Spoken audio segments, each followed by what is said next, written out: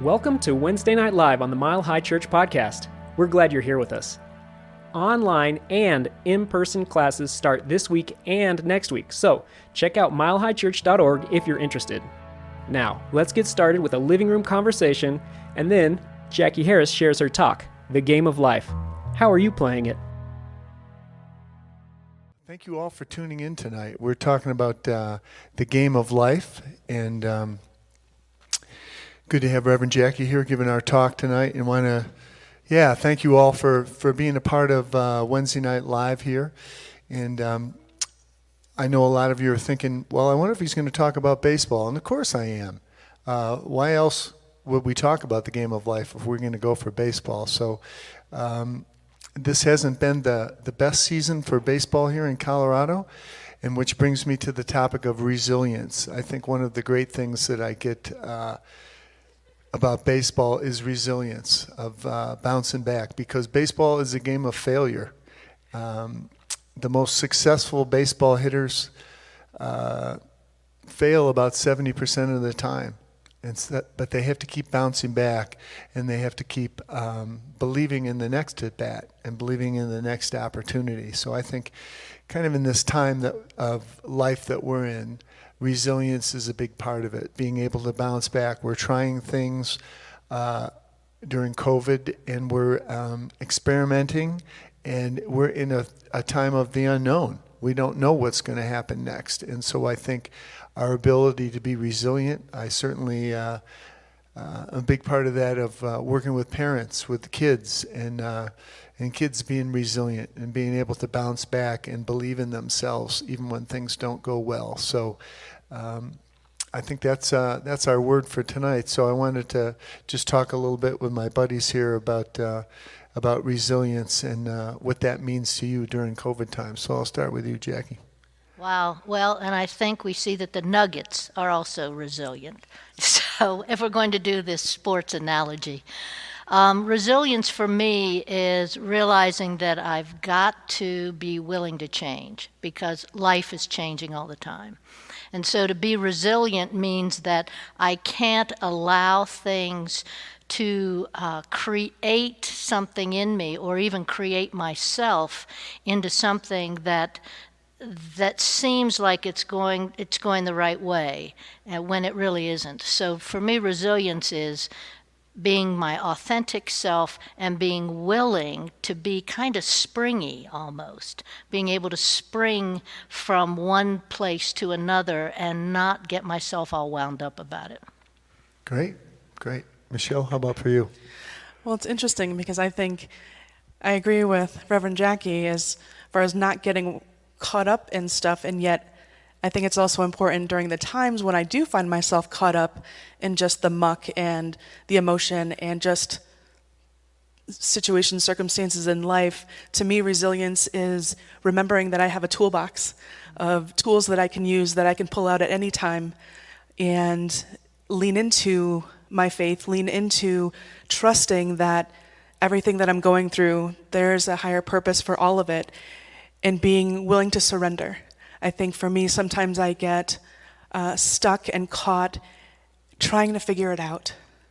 And for me, part of resilience is surrendering and trusting and knowing that I am guided through this journey every step of the way. And if I just let go of the needing to know how or what or when, then the next perfect right step will unfold. And then the next unstep will unfold. And so for me, resilience is about a willingness to keep going forward. You know, that's great. I was thinking about that. We got to get back to baseball, but the thing of letting go of what just happened and of focusing on what's happening now. And I think in this situation that we're in of being in the unknown.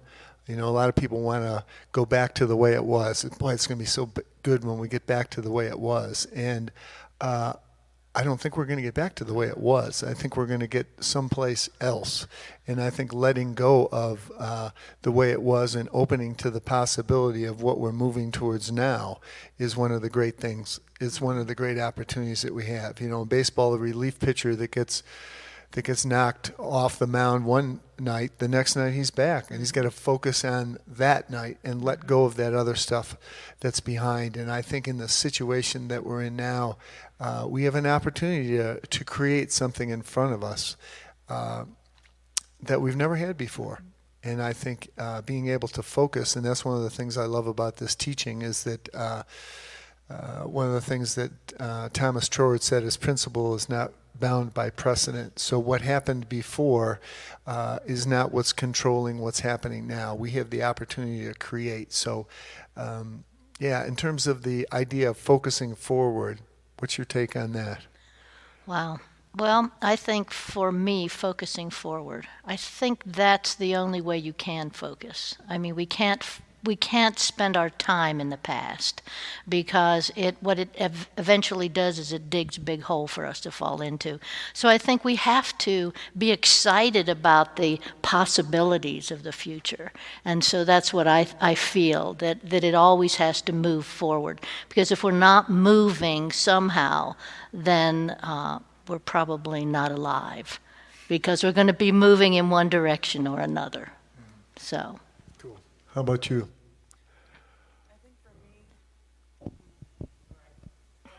I think for me, it's letting go of the illusion that everything the way it was actually working right. And knowing that we get to create where we're moving now and where we're going into. But I think for me, it's also important because I'm such a planner in so many things, so many areas of my life. I'm, looking weeks ahead, months ahead, sometimes years ahead. And for me, it's remembering to not get too far ahead, because especially right now amidst this pandemic, getting too far ahead can feel very discouraging. It's like, well, I don't know if I'll be able to take that trip. Whereas if we're able to come back to the present moment, that's where life is. And for me, I want to practice living my life now versus one day. One day I'll be happy. One day I'll experience this. Well, what am I experiencing right now? And so bringing ourselves back to the present moment, I think, is just a continual practice of mindfulness. Yeah, that's, there's, when they interview all these sports people on television, they always use the same cliche, which is, we're just playing them one game at a time, And we get really tired of hearing that. But the truth is, that's what we're doing. What we're doing. We have today, we have the opportunity that's in front of us, we have the situation that's in front of us, and so I think we need to bring our focus.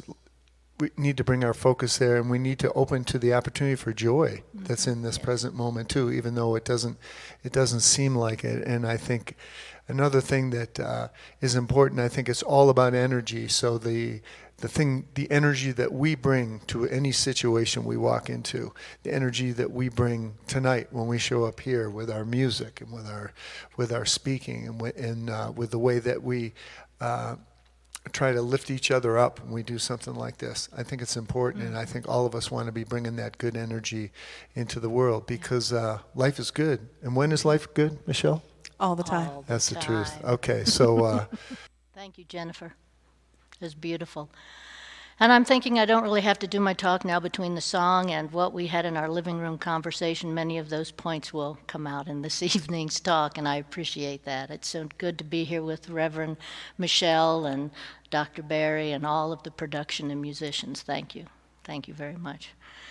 It's always a blessing to be able to speak here on a Wednesday night, and my topic I chose was the game of life. How are you playing it? And just to give you just a few seconds of background, one of the first times I spoke at Wednesday Night Live, I had someone come up to me and said, "So when are you going to talk about golf?" So just like Reverend Barry is, kind of fixated on baseball, I can sometimes be a little fixated on golf. So part of this, you're going to notice, does have a little bit of a golf theme, but I'm going to spare those of you who don't play golf with any real detail about golf.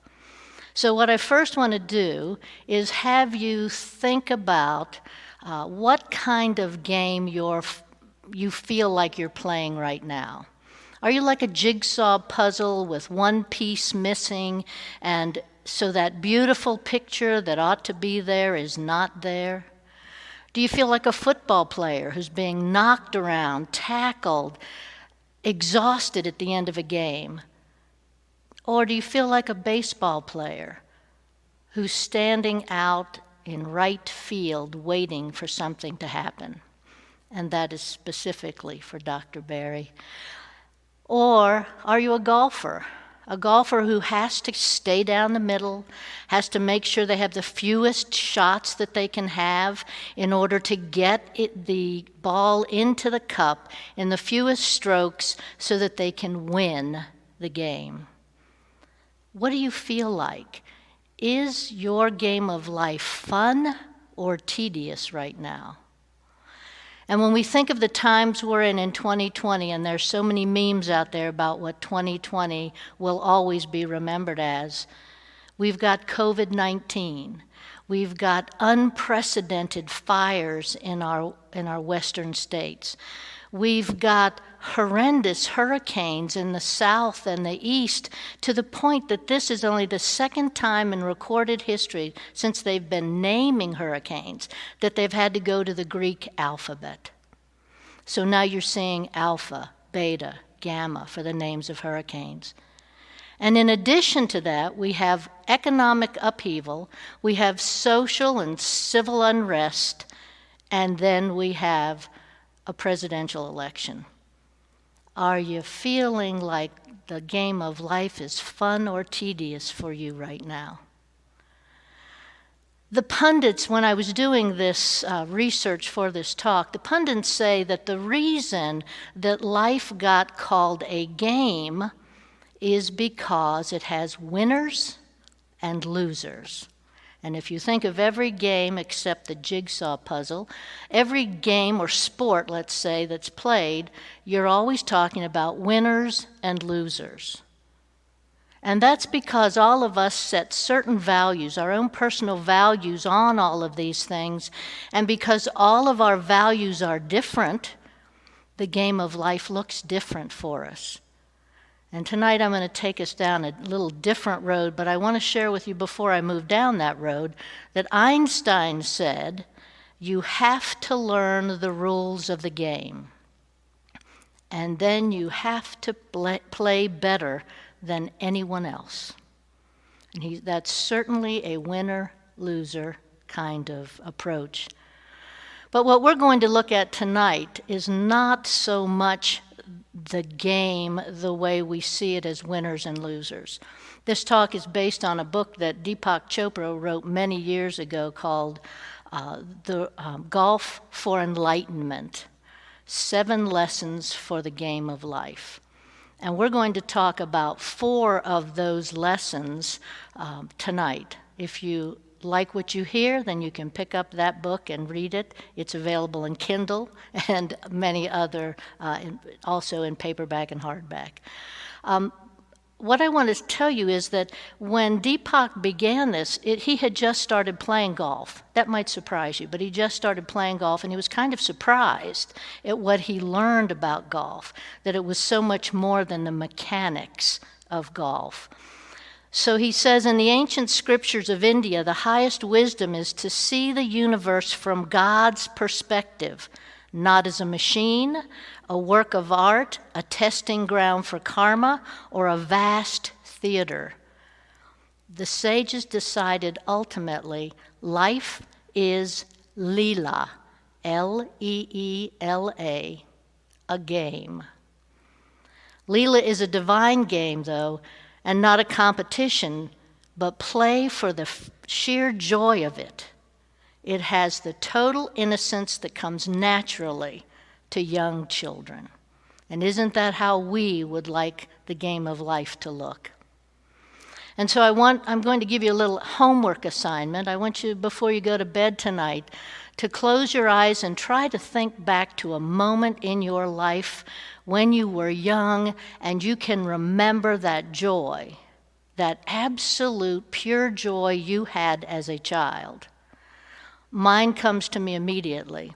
I was in kindergarten, and I can always remember this. We had a maypole, and we all dressed up in our cute little outfits, and we danced around the maypole.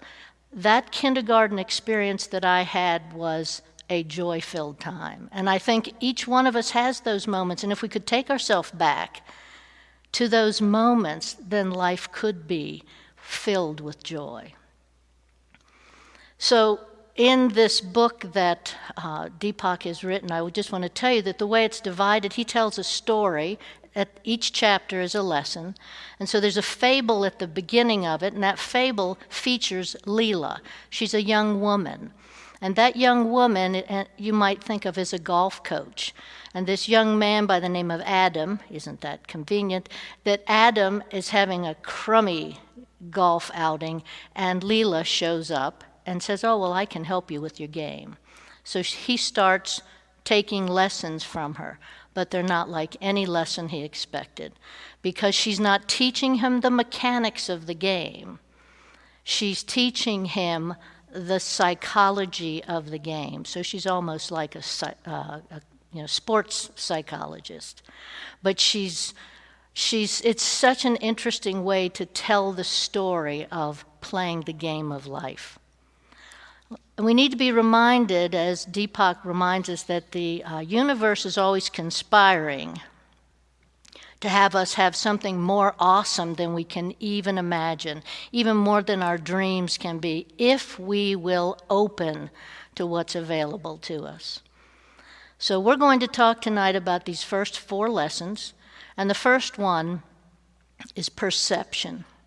And the concept of perception is how all this information, all this data comes into us and how we respond to it.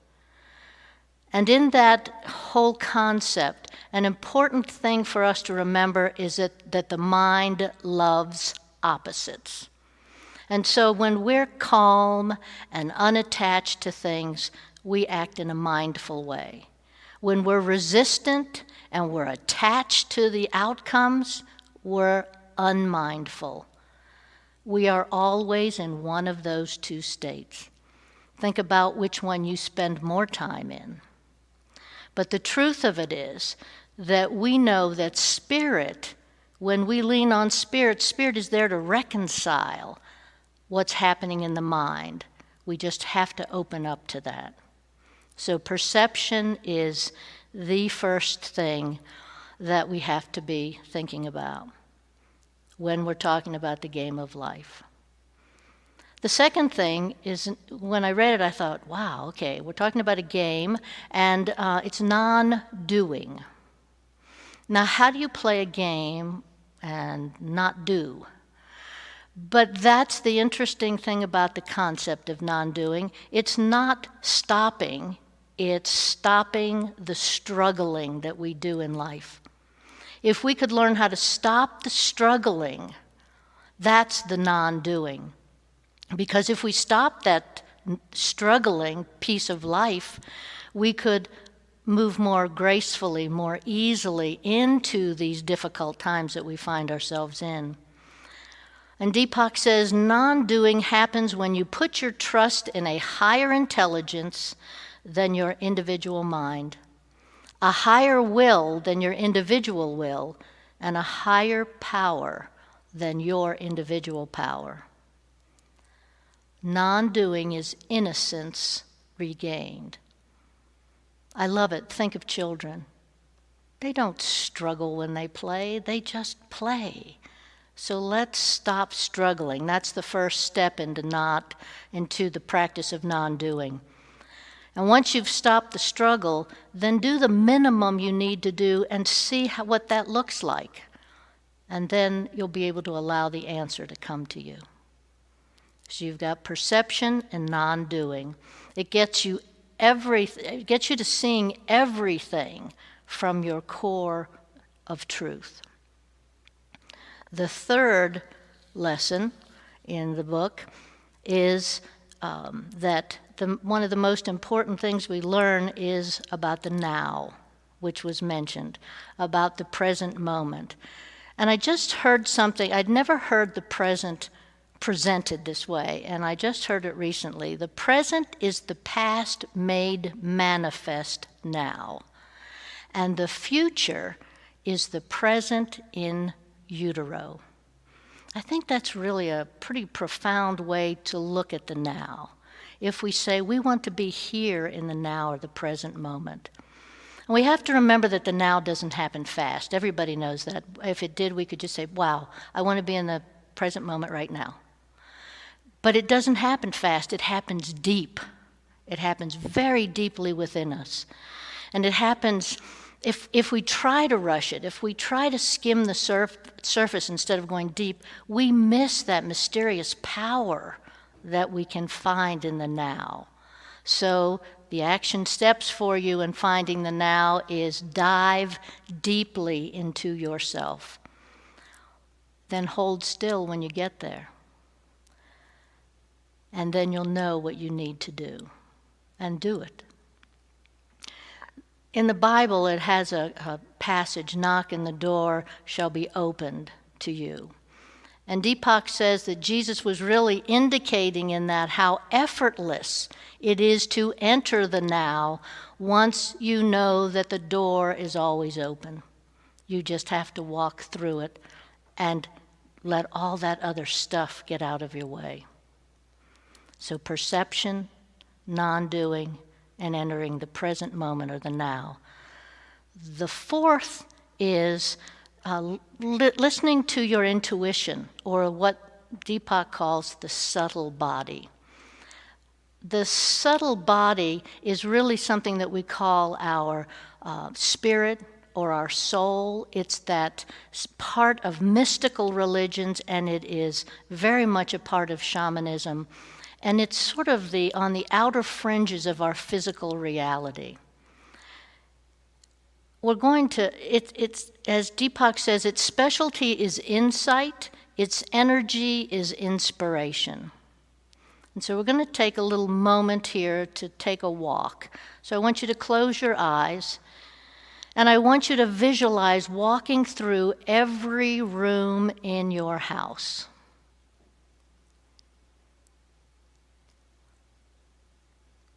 As you do that, be aware that it's your subtle body that's leading you through those rooms. Trust what you feel rather than what you think. That's the subtle body. And one of the best tools you can use to tap into that subtle body is visualization. Not visioning, visualization, what we just did. Visualizing something that's occurring. Golfers do it all the time. You know that I had to bring up golf. But if you've ever watched a golf match, Jason Day, who is an Australian golfer, stands on the tee box, closes his eyes, and you can see him visualizing where that shot is going to hit out on the fairway. They know that it's more than the mechanics of golf. So much of it is where your mind goes. I believe that's true of all sports.